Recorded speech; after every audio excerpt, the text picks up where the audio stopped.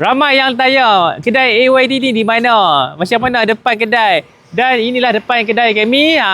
Inilah wajah AYD di hadapan. So kalau kata hampa mai parking kat depan ni, inilah kedai kami. Dan kedai kami terletak di balik Pulau Pinang. Apa servis yang kita tawarkan?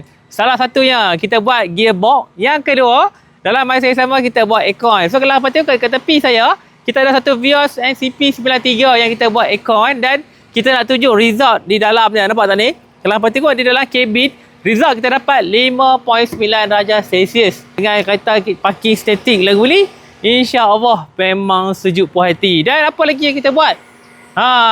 Ni antara servis-servis yang kita tawarkan. Kita ada buat juga di bahagian servicing. Mana kata kalau pemai, minyak apa semua tu ready stock. Ini adalah minyak ataupun yang kita guna pakai. Dan ini adalah ruangan di mana kita buat baik pulih kereta hampa. Kalau kata hampa yang berada di area Pulau Pinang dan balik pulau, nak buat servis kereta, nak buat gearbox, nak buat aircon, kini dah mudah. Sebab dalam satu tempat, kita boleh selesaikan semua tu di sini.